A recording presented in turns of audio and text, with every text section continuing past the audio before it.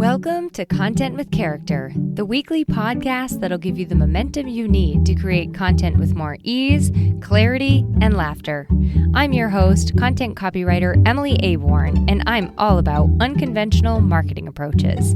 I believe in your big ideas, and I'm excited to help you share them in a way that's distinctly you. We choose the pace, we set the tempo, we pick the temperature, the speed, the duration, all of it. You can run in the heat, in the cold. You can choose to only show up on 80-degree days. You don't have to sprint just because the person next to you is. You can choose a marathon. You can walk. You can run. You can push a baby carriage and walk a dog. In this episode, we're going to take it from analogy to reality and give you some tangibles as to how it looks to choose the tempo and the temperature in your marketing and business.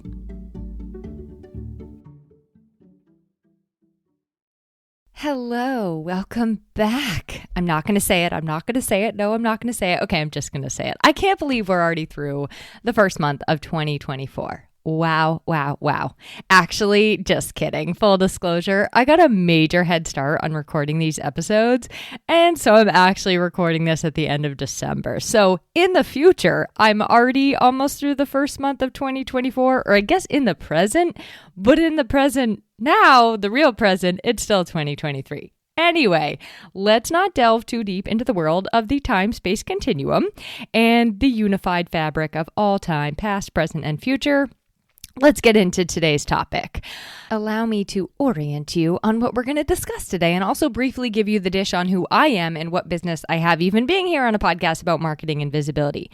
Let's get the housekeeping out of the way first, because if you are new here, or maybe you got swallowed in the holiday vortex and you still haven't come out, nor has your memory, I'm Emily Aborn. I'm a content copywriter, which means your small business would use me or might need me if you're looking to get help with consistent content creation in the form of blogs, social media, emails, stuff like that.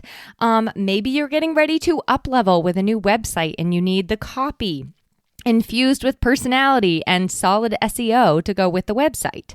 Maybe you need a centering point for your brand voice. We're going to talk about that towards the end. Or maybe you want somebody by your side who has almost a decade of entrepreneurial experience, who's seen a lot about what works and what doesn't work in brick and mortar, online, memberships, events, and more. Basically, businesses choose me, small businesses choose to work with me because my writer brain saves you from banging your head against the keyboard and wishing you'd never become an entrepreneur. Because this marketing thing is hard. It is no joke, which is exactly why I started this podcast. I want to make it more enjoyable, more easy, more fun, and also more you, which is some of what we're going to talk about today, in fact. All right. Couple stories, and then we'll get right into it. Real quick, funny story. I've been using Chat GPT to help me. First of all, I want to learn how to use it as a writer to help my clients and also to help myself. I don't have it write things for me. I could go on and on. I might do an entire episode on what I use it for, how I think we should be using it. But I'll save that for another day. I've been using it to help me with outlines for my podcast episodes.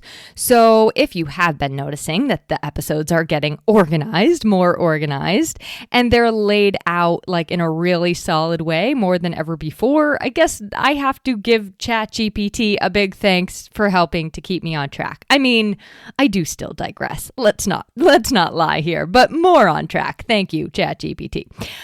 So I've been employing the help of Chat to get some outlines. And the way that I do that is to extensively explain to Chat what I want to cover in the episode.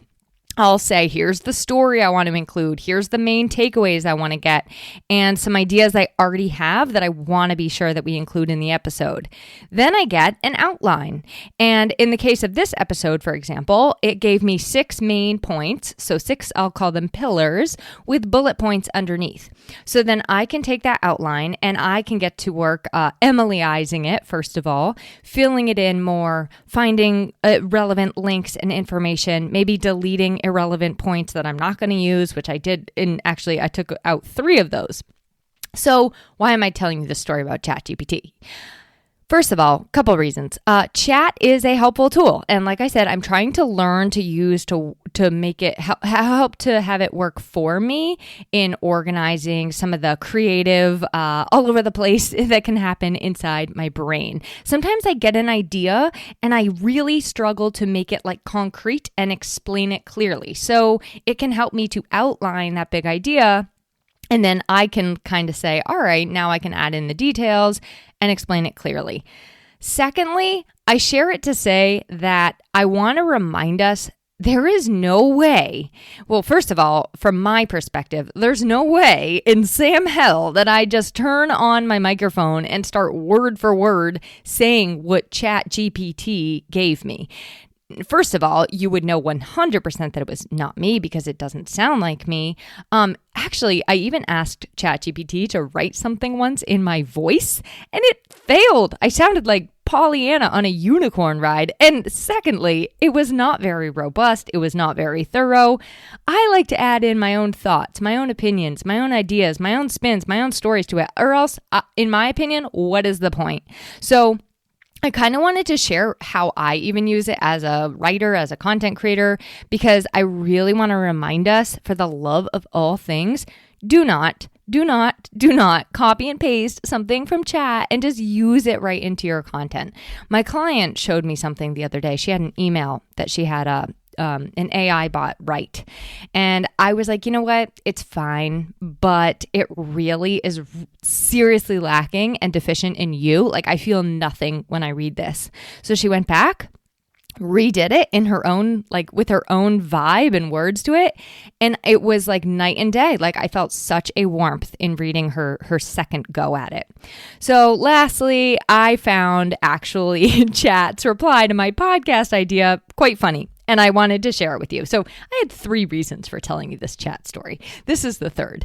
I think the robot is on to me, and the robot knows I need words of cheerleading and encouragement, because this is what it said after delivering me this outline. Okay, so it gives me the outline, all very like buttoned up and professional.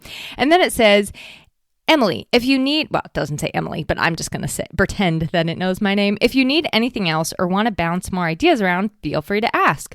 Good luck with your podcast episode. It sounds like it's going to be fantastic. To which I responded, well, that's an effusive vote of confidence. And then Chat replies again. Can't just leave you hanging. It does not just leave you hanging. Chat replies, blah, blah, blah, a bunch of words of affirmation, and then says, your passion for helping others shines through, and that is a winning ingredient for any podcast episode. And I was like, you know what? Thank you, Chat. Thank you, Chat. In lieu of reading a podcast review this week and shouting out a listener, I would just like to say thank you to Chat GPT for the kind words. So now you're like, okay, what was this outline? Like, what was Chat so excited about? I mean, it was honestly a really good idea. I was excited too. And I'm now going to tell you what the idea and what this episode is all about. So this year, I got a fabulous gift from my husband. It is a sad light. Not a light that makes you sad, a light that makes you unsad during the long, dark winter months here in New Hampshire.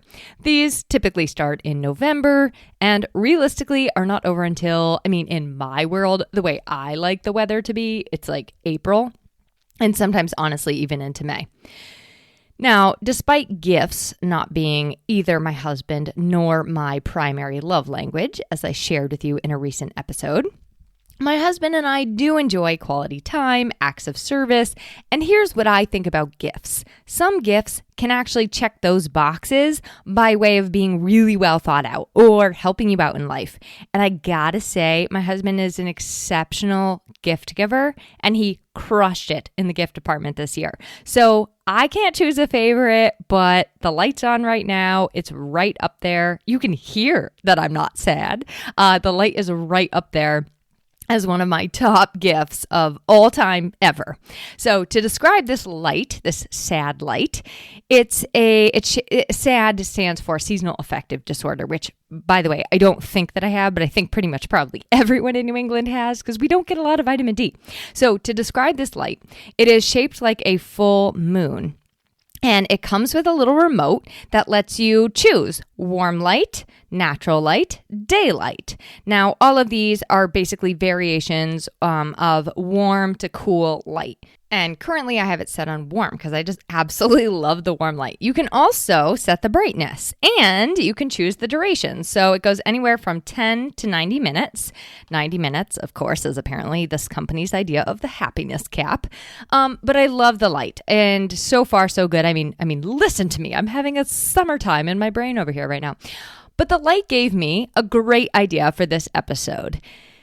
And I actually made a post on Instagram and a lot of people responded to it because I think we're all kind of feeling this.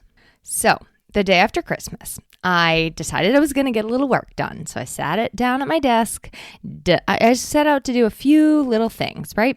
I just walked my dog. I'd done this amazing, relaxing yoga. I listened to a podcast and I sat down to simply make a post on Instagram.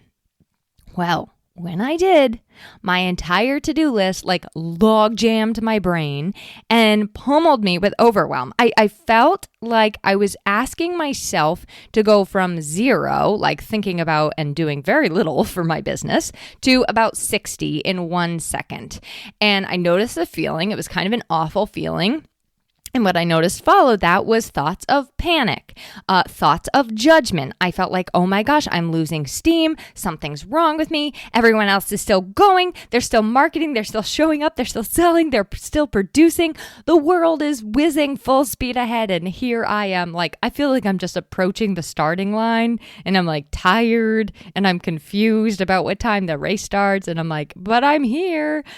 So here's a news flash for the both of us. And I think this is going to be especially pertinent after a month of, quote, getting our acts back together or recommitting to things. I think it's going to be good for a month to have settled and have all of that kind of stuff gone by.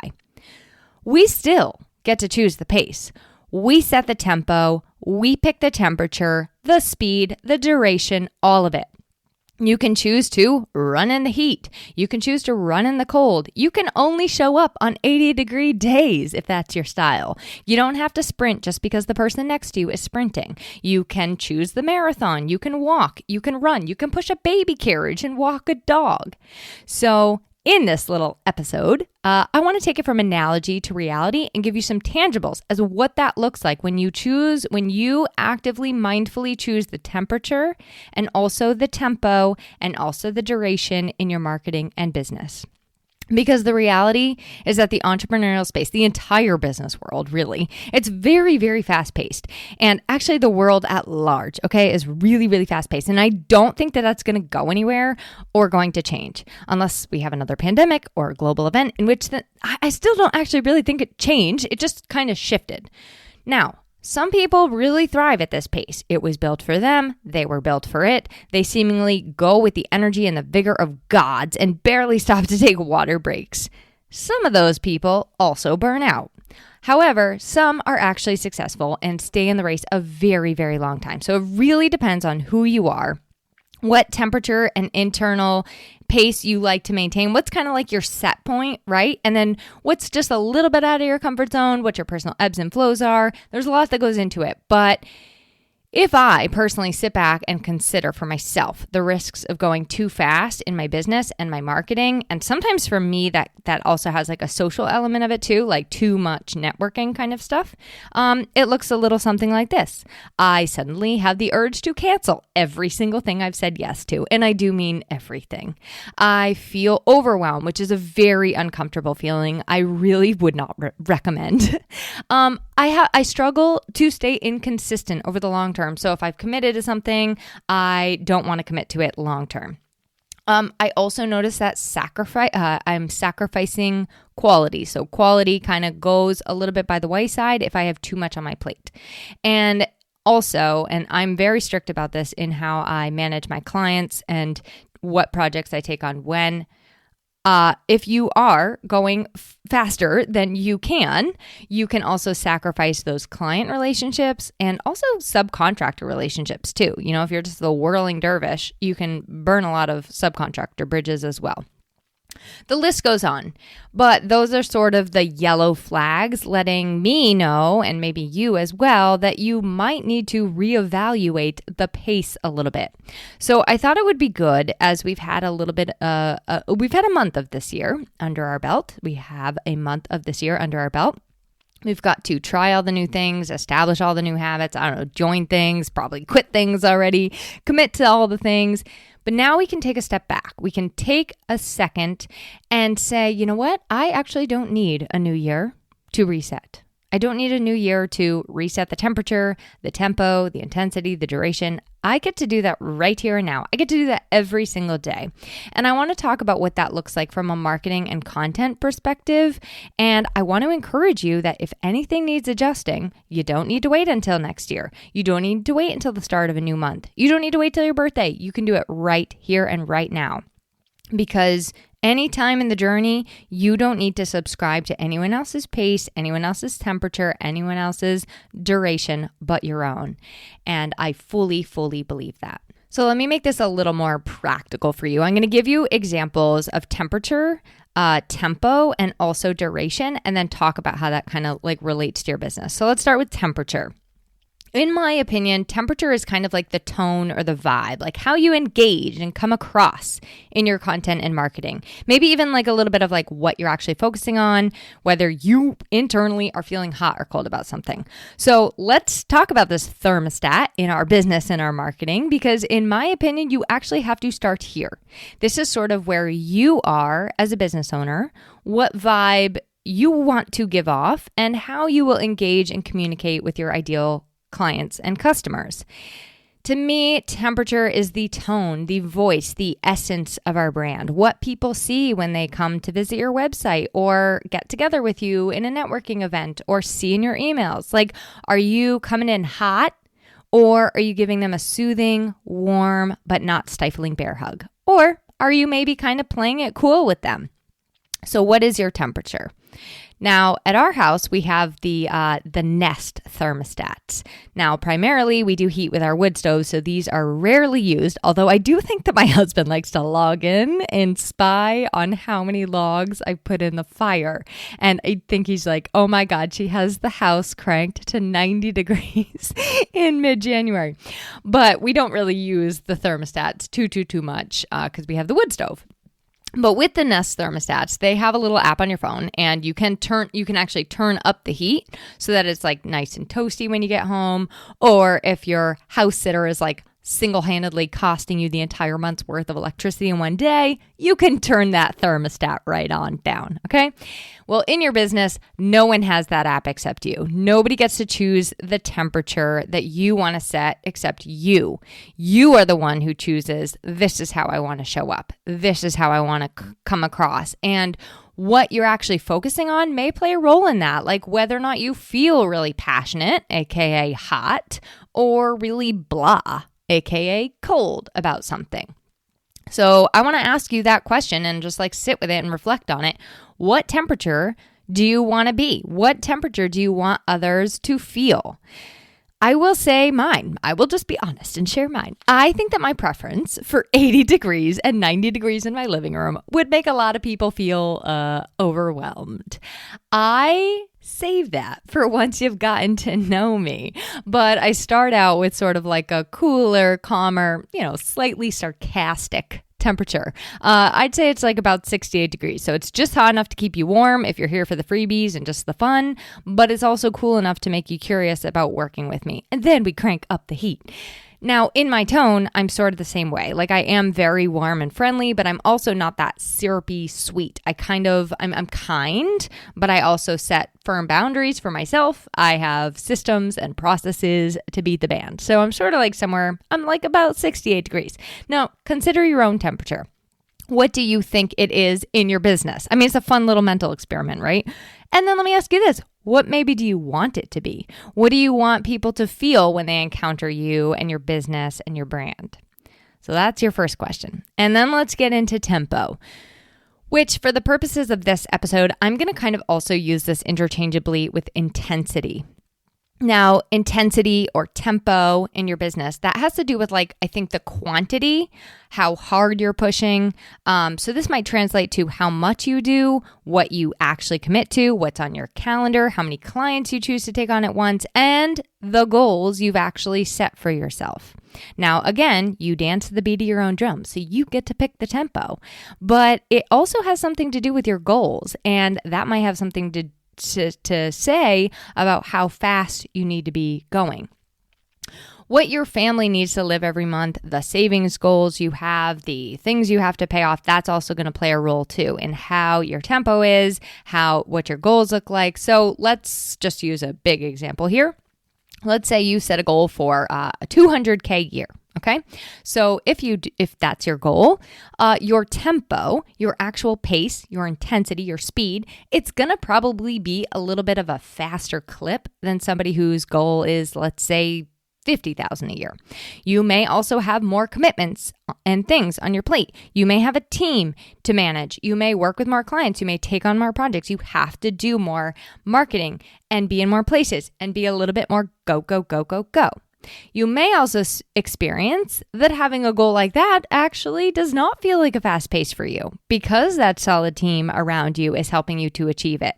So my point in sharing that particular example is that all of our tempos, all of our paces, they look different and they feel different to us. And I also think that this has to do with scaling versus not, which I did touch on this in a past episode and I promised to come back to it. So here we are.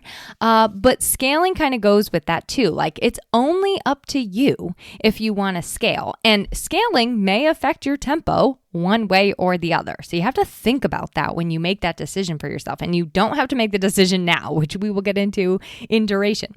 But you could stay a one-person show as long as your little heart desires. I mean, this is contrary to a lot of messages out there on the internet saying that scaling is the one true path. It's not. There are many true paths. And the true paths are yours. But to scale or not to scale, that's something you really can only answer for yourself. And to go full speed, to do all the things, to be all the places, or really focus yourself into one place and go really, really fast in that. Take it totally slow, steady, easy. It's all your choice. Some of what you choose in tempo and intensity also relates to how you're going to come across in your temperature. And I would say that is mostly the case. It may also relate to the duration and how long we plan to do certain things or how long we're able to do certain things. So let's get into that. Let's get into duration. Duration, this is a no-brainer, but it's really how long are you going to do this? How long do you want to give something? How much time is going to be involved in getting to where you want to go? And I mean this as you're on your business on the grand scale, as well as individual little marketing efforts that you do, projects that you start, courses that you launch, every single thing. You don't always get to choose the rate at which your business builds and grows. Although I think some of that relates to the intensity and tempo, some of that is going to relate to the temperature you set. But you do get to choose how long you'd like to give a new experiment, a new collaboration, a new marketing initiative. You get to choose how long you offer certain products and services. It's okay to add in new things at any time. It's also okay to get rid of things at any time. Even when people know you for them, even if that's what people know you for, even if people love you for those things, even when people want that thing and only that thing, you can still make the decision not to offer the thing. So I'm a little bit of a loyalist, if you will. I will go down with a burning ship. Actually, I will go down with a piece of floating shipwreck that's burning in my arms, even after the ship has gone down. That said, I didn't have this problem in my 20s. In my 20s, I had no problem quitting jobs left and right. I mean, if it didn't suit me, I was out. I can think of 2 jobs I was at for exactly 1 day, and I was like, this is not for me. But when I did find a job that I really loved, I mean, flaws and all, right?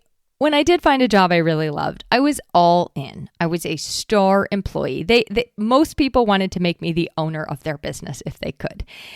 In fact, I would even go back after leaving a job. I would go back to old employers. I did this at least with 4 or 5 employers. I would go back to the old employers multiple times and work for them again. Maybe that was like because I had moved back to an area, or they just begged me, saying that their business couldn't do anything without me.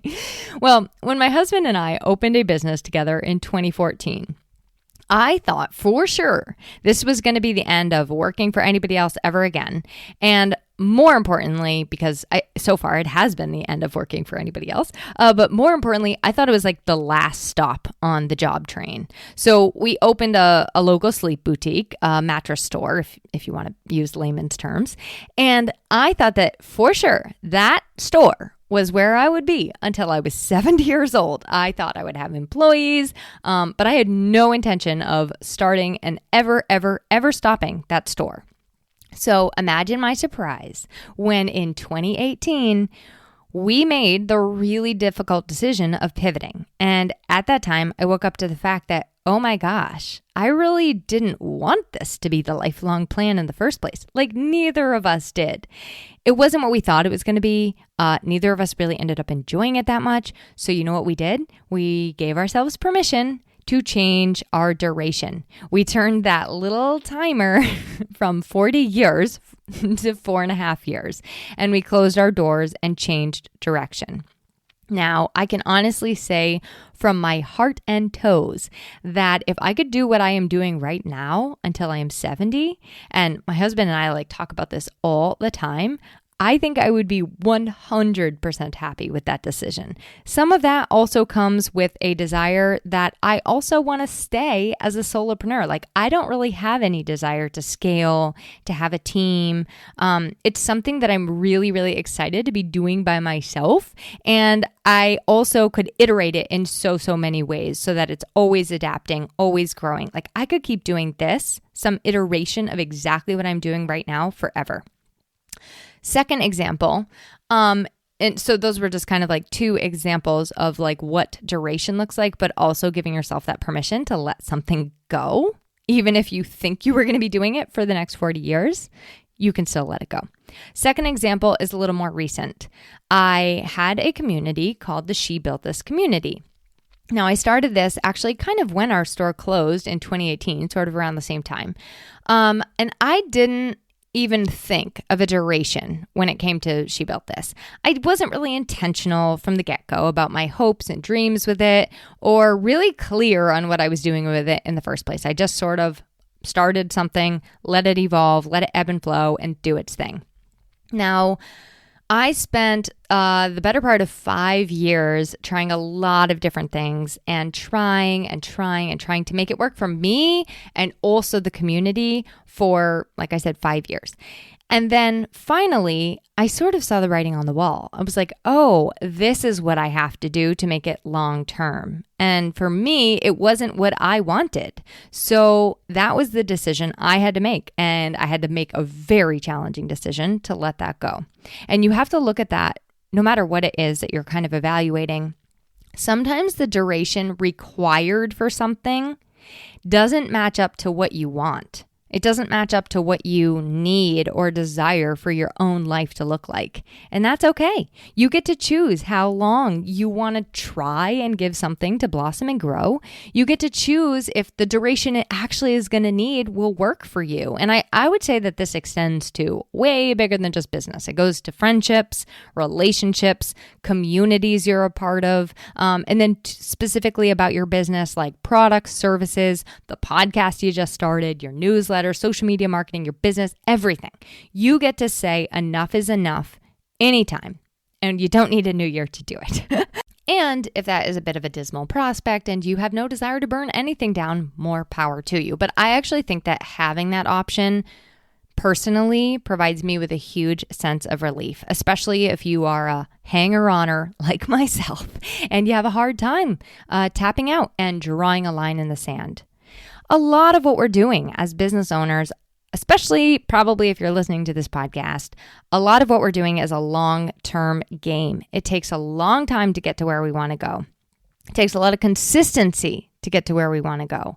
But you're also allowed at any time to tap out, Stop giving anything your time, attention, energy, money, etc. So, was that fun? I thought it would be fun. Okay, to wrap us up, like I said, you set the tone. You choose the temperature, the tempo, and the duration. And as I always say, I like to just remind you again and again of this. Consistency is better than frequency. Consistency wins over frequency. So where do you maybe need to adjust some of the settings, turn up or turn down some of those dials in your business to make consistency work for you? Remember, more is not always better. It's really just more. Intensity, heat, faster pace, longer. It's not always the right option for you depending on where you are in your life, in your business, what decision you're trying to make. And I also think that these all work together. They go together. They go hand in hand. Temperature, tempo, and duration, they're all related. And it's really important to kind of like consider them because you want them to be working together synchronistically, cohesively, congruently, let's say, for what you want your lifestyle to look like, what you want your business to look like, who you are working with in your business, and also your capacity really to do these things. You get to set whether or not you're working at a manageable pace for you. Casey Matthews, a coach of mine at one point back in 2020, she said that it's kind of like a game board and you are actually the one rolling the dice, moving the pieces. You even chose the game. But I think oftentimes we let somebody else determine those things for us. We're like, yeah, you can roll the dice for me, right? You can pick what game we're playing. You can move my piece around the board. But I want to encourage you, don't let anyone else determine those things for you because they will happily do so in a way that works very well for them, but not necessarily very well for you. Okay, in a minute, I will share what we're chatting about next week so that you can join me for that. But I also want to quickly tell you about something new I'm doing in my business right now, which relates to this topic. I've often done this very informally for clients. I work with them to help them determine their brand voice, personality, tone, that kind of thing. But I've actually decided to make it a very official, comprehensive product. And I'm offering this to anybody. You don't have to be a client of mine or an existing client of mine to do this. So I am going to be offering a brand messaging guide. This is a resource for you if you're the kind of person who always struggles with what to say, how to say it, maybe even who am I talking to, and where I should be saying these things. The brand messaging guide sets the tone through your business for your marketing and your messaging. And it really, in my opinion, it's kind of like a very clear roadmap. It's like showing you the path forward on how to speak to your ideal clients. And we're basing all of this. This isn't just this is how I think you should talk. This is based on the direction and vision that you have for your business, where you want to go. So basically, we sit down and we set the temperature, the tempo, the duration together. It's a fantastic opportunity. And then you get a highly personalized, unique blueprint you can use throughout your business. And I really believe that this is kind of like a tether point, a foundation. It helps you to stay focused, keeps you from swerving all over the place, and it also simultaneously kind of keeps you moving forward. It's like your very own marketing climate control, if you will. So if that has piqued your interest, there will be a link to the brand messaging guide in the show notes. All of the links are always in the show notes, and I would love to connect with you on that. And of course, answer any additional questions that you have around it and see if it's a good fit for you. So next week, we're going to start delving into my topic for February, which is around collaboration and connection. And our first stop is going to be choosing collaborations and being a good collaborator. Topic near and dear to my heart. Also not always the easiest topic, which may surprise you. So we're just going to tackle that one right away. And I just really, really want to thank you for being here. I'd love the opportunity to read your listener review instead of Chat GPT's review at the beginning of the episode. So please take a few minutes, whether you're listening on Spotify or Apple Podcasts or wherever you listen, please take a minute to leave me a review. And I will chat with you next week. Thanks for listening to this week's episode of Content with Character. If you loved the episode, please make sure to subscribe to the podcast, rate, review, and share it with someone else you know it could help. For more content and visibility tips, visit my blog at emilyaborn.com and be sure to connect with me on Instagram at emilyaborn. I'd love to hear how this inspired you to take action.